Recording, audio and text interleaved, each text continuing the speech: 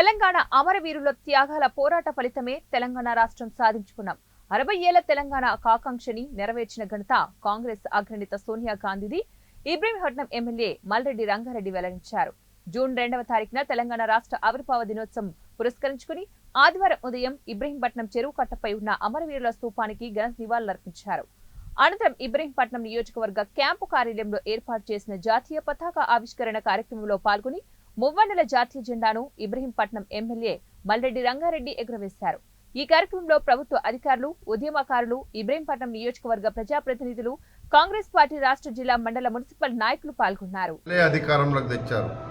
ప్రజా పాలన జరపాలని, ప్రజలకు ఆత్మగౌరవాన్ని పెంచాలని మన ప్రియతమ ముఖ్యమంత్రి ఈరోజు మనందరినీ గౌరవంగా ఉండడానికి మా కార్యకర్తలను కానీ, మా నాయకులను కానీ, తెలంగాణ ప్రజలను కానీ అందరికీ గౌరవం పెంచే విధంగా తెలంగాణ పాలన సాగిస్తున్నారు.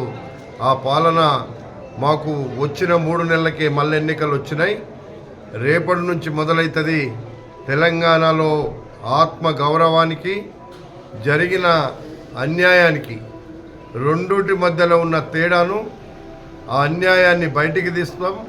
ఆత్మ గౌరవాన్ని 10 సంవత్సరాల తర్వాత తెలంగాణ ప్రజలకు ఇచ్చినటువంటి ఆత్మగౌరవం కావచ్చు, దేనికోసమైతే తెలంగాణ తెచ్చుకున్నామో అవన్నీ అమలు చేసే బాధ్యత మా ప్రభుత్వం ఉందని చెప్పి తెలియపరుస్తున్నాం.